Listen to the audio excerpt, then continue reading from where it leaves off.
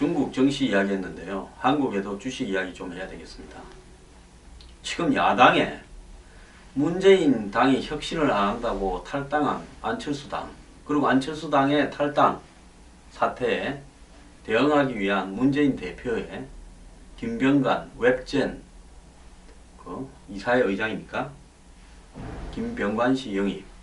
자, 이 두 부분에서 대한민국의 진보 혁신, 한마디로 새로운 가치, 20, 30대, 40대의 고통을 대변한다. 뭐 좋은 말은 다 하는 흑수저를 대변한다.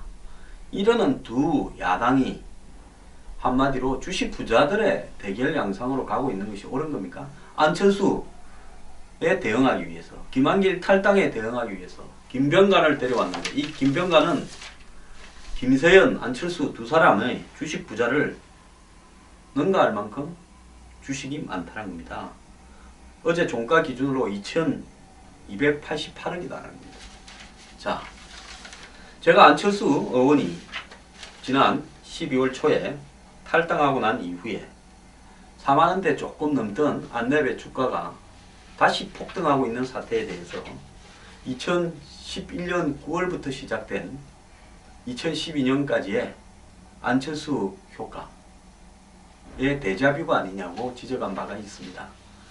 주식을 가장 많이 가진 사람이 사실상 회사의 오너가 정치판에 뛰어들면서 상장된 그 회사 주식은 널뛰듯이 뛰었습니다. 자, 안철수 본인이나 그 주변에 있는 척건들, 같이 정치를 하는 사람들, 그 주변에 있는 주식 부자들은, 벤처 기업인들은 안철수 회사의 주식이 어떤 상황이 될지 잘 알 수 있는 처지에서 이렇게 주식을 가지고 자기 정치의 행보나 자기의 기자회견, 말 한마디에 주식이 너를 뛰는 것이 옳은 것이냐, 이런 문제를 지적을 했습니다. 근데 이제 안철수보다 더한 사람이 또 나타났습니다. 안철수 불을 끈다고 더한 주식 부자를 데리고 왔습니다. 과연 안철수, 김병관 이런 사람들이 흑수저로 신음하는 20, 30, 40대 대한민국의 청춘들이나 가장들에게 무슨 의미가 있겠습니까? 자, 어제 김한길 탈당의 여파로 안철수 안내배 주식은 장중 한때 93,300원까지 올라갔습니다. 1년 새 최고치를 기록했습니다. 저도 사실 안철수 전문가 중에 한 명이기 때문에 탈당할 때 주식을 좀 살까 생각했지만은 도덕적으로 옳지 않다고 생각했기 때문에 그러지 않았습니다. 저는 안철수 의원의 행보를 대충 예측하기 때문에 2011년에 농담으로 주식 좀 사면 부자 되겠다라고 했지만은 끝내 그런 짓은 안 했습니다. 자, 종가 기준으로 86,200원, 6.16%가 올랐습니다. 엄청난 돈 놓고 돈 먹기에 투전판이 벌어졌습니다. 자, 김병관 씨도 마찬가지입니다. 지난 12월 30일 작년 폐장 때 23,600원, 650원 하던 주식이 지난 1월 3일 입당 발표를 하고 어제 한때, 장중 한때 28,500원 20%까지 올랐습니다. 그러다가 어제 24,000원대로 24,250원으로 마감을 했는데 오늘 역시 또 25,000원에서 왔다 갔다 하고 있습니다. 이 주식도 안내만큼의 테마주로 움직이게 될 겁니다. 자, 그런데 김병관 씨는 안철수는 태어날 때부터 금수저였지만 나는 태어날 때 노동자의 자식, 농부의 자식이었다. 흑수저로 태어나서 불을 읽었다고 희망을 가지라고 한다는데, 참, 이런 이야기가 공허하게 들리지 않습니까? 김병관은 그저께 기자회견에서 저는 가난한 농부의 아들로, 노동자의 아들로 태어났다. 감히 말씀드리건대 흑수저와 헬조선을 한탄하는 청년에게 노력은 해보았나? 고 물어서는 안 된다. 염치 없는 말이자 꼰대의 언어일 뿐이다. 패기와 열정으로 넘을 수 없는 절벽이 청년들 앞에 있다. 이렇게 참 우아하고 감동적인 이야기를 했습니다. 그런데 이 웹젠은요, 2014년 대비 2015년 매출이 2014년에는 129억이었는데 2015년에는 매출이 712억이 됐습니다. 전년 대비 452%가 올랐습니다. 게임이 굉장히 잘 팔린 겁니다. 뮤 오리진 등 이런 게임을 개발한 게임이요. 그런데 직원 1인당 2014년에는 6,600만원을 벌었는데 올 2015년에는 3억 3천만원을 2분기 기준으로 벌었다는 겁니다. 그러니까 직원 1인당 비율로는 한 400% 정도를 2억 6,400만원 정도를 더 벌어줬다는 겁니다. 회사에.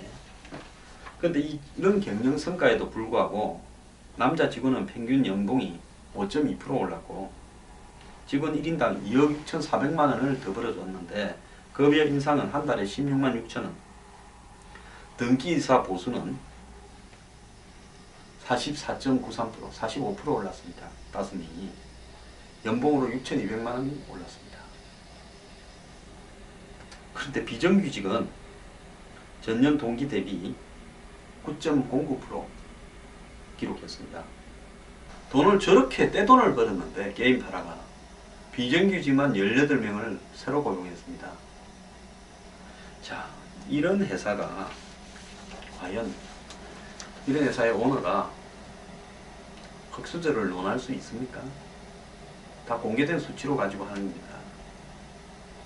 미국의 어떤 IT 회사 오너는 동업자나 주변에 숱한 반발을 무릅쓰고 직원들이 한 7천만 원이 되면 연봉 가장 행복해진다라는 통계를 보고 전 직원을 7천만 원 이상으로 했습니다. 그러다 보니까 뭐 열심히 일하는 사람이 나도 7천만 원, 쟤 나보다 기술이 떨어지는데 7천만 원, 이래서 초반에 굉장히 혼란스럽습니다만은 이제는 그 성과가 나타나고 있다고 합니다. 자, 김병관 씨, 안철수 씨, 정치하려면 주식 팔고 하고요. 뭐 게임회사, IT 보안회사 만들어가지고 돈 버는 부분이 사회적으로 그렇게 자랑스러운 부분도 아닙니다. 제가 지난번에 IT의 보안업체라는 것이 어떤 성격을 가진 업체라는 것을 이야기했고요. 젊은 청춘들을 게임 페인을 만드는 게임 회사를 해가지고 돈 버는 사람이 마치 무슨 IT를 통해서 자수성가한 사람처럼 이렇게 대외적으로 비춰지는 것도 옳지 않습니다. 정말 코 묻은 돈 팔아서 돈 버는 겁니다. 그런 사람들이 주식으로 떼돈 벌었다고 주식 팔지도 안 하고 그 주식 그대로 보유한 채 사실상 회사 오너로 정치판에 뛰어들어서 이제는 정치하면서 자기 회사 주식을 테마주로 만들겠다고 생각하고 있습니까? 저는 문재인 대표와 안철수 이 두 사람의 사고를 이해를 못하겠습니다. 이런 사람들을 갖다가 앞에 꼽아놓고 안철수보다 더 돈 많은 주식 부자를 갖다 놓고 안철수 꺾어보겠다고 그런 생각을 합니까? 정말 흑수저로 태어나서 제조업으로 성실하게 주식과 관련 없이 회사를 일구고 직원들에게 비정규직, 정규직 할 것 없이 잘 대우해주고 비정규직을 철폐하기 위해서 노력해온 이런 성공적인 기업인을 차라리 정치판에 좀 끌어들이면 안 됩니까? 그리고 정치판에 들어올 때 자기 주식을 다 백지신탁하거나 팔고 깔끔하게 해놓고 들어오는 그런 사람은 없습니까? 야당이 혁신 진보 주장하면서 둘이가 주식 부자들 데리고 와서 테마주 만드는 판이 한심합니다.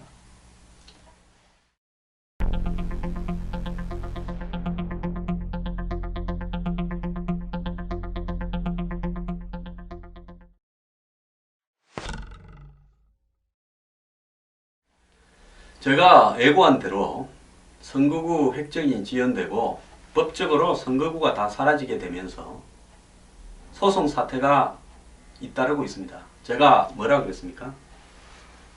명백한 불법이다. 부작위에 의해서 할 수 있는 일을 하지 않음으로써 자신들이 이익을 받고 있는 현역 의원들 그리고 선관위는 그냥 불법 선거 행위라도 선거구가 없어졌으니까 묵인해 주겠다라는 선관위가 불법을 저지르고 있는 측면 그리고 지역구가 없어졌는데도 현역이라고 배지 달고 자신들은 의정 보고서니 뭐니 그대로 다 활동을 유권자들을 상대로 할 수 있는 부분 자, 여야의 대표나 지도부 의원들이 아예 이해관계가 서로 일치해서 의도적으로 선거구 획정을 지연시키고 있는 이 사태, 나중에 무효소송, 당선 무효소송이나 헌법소원이 엄청나게 빈발할 거라고 했죠. 벌써 여러 가지 소송이 나오고 있습니다. 부산에서는 한 예비후보가 의정보고서 발송 및 배포 금지 가처분 신청을 냈어요. 현역 의원은 후원금을 걷고 의정보고서를 각 가정에 보내는 등 다양한 선거운동을 하는데 예비후보로 등록된 지역에서는 명함 돌리기만 한다. 또 다른 부산의 예비후보는 국회를 상대로 조속한 선거구 획정을 요구하는 행정소송을 제기했습니다. 지금은 선거구가 어떻게 될지 몰라서 지레 짐작해가지고 뛰고 있는데 이거 굉장히 불이익 아니냐. 또 다른 김해의 예비후보는 헌법재판소에 현행 선거구 효력을 잠정적으로 유지해달라고 또 가처분 신청을 냈습니다. 자, 선관위는 이런 상황에서 선거구 획정이 지연되는 상황을 참작해서 8일까지 예비후보들의 선거운동을 단속하지 않겠다. 물론 국회의원이 아닌 사람들이 있겠죠. 단속만 안 하지 불법은 불법이라는 겁니다. 어떻게 국가기관이 불법인 걸 묵인합니까? 불법이면 단속해야 되고요. 선관위가 지금 국회의원들이 하지 않고 있는 부분에 대해서 헌법재판소나 대법원에 뭔가 행정심판이나 소송을 내야죠. 자, 강원도에 출마한 어떤 후보는 지금까지 홍보물 제작에 몇 천만 원이 들었는데 8일이 지나면 다 내버릴 수도 있겠다. 선거구 획정이 안 됐으니까 예? 저 거기 어느 지역 예비후보 이래 돼 있을 거 아닙니까? 그거 필요 없게 되는 거죠. 거기에 뿐만 아니라 서울행정법원 민원실에는요, 새누리당의 어떤 후보들이 부산 중동, 인천 연수, 그 다음 남양주 후보가 소장을 접수했는데 국회를 피고로 하는, 제가 조금 전에 말씀드린 부작위 위법 확인 및 선거구 획정 청구 소송을 냈습니다. 선거 5개월 전인 지난 11월 13일까지 국회가 선거구 획정을 마무리했어야 된다는 것이 공직선거법 부칙에 있는데 이걸 지키지 못했기 때문에 신속하게 선거구를 획정해달라는 내용이고요. 자, 또 다른 세종시의 예비후보는 서울중앙지검에 정의화 의장 등 19대 국회의원 전원을 직무유기로 고발을 했습니다. 또 안양의 어떤 후보는 예비후보자 홍보물 발송 금지 행정처분 취소 및 효력정지 신청을 서울지행정법원에 냈습니다. 자, 이건 이제 시작이고요. 제가 볼 때 아마 수백 명이 소송을 낼 겁니다. 갖가지 소송을 다 낼 겁니다. 선거 끝나고 나면 떨어진 후보들이 선거에 불복하게 될 겁니다. 사상 초유의 사태를 맞이했는데요. 그럼에도 여야당 대표나 의장 느긋합니다. 어제도 모였다가 그냥 헤어졌습니다.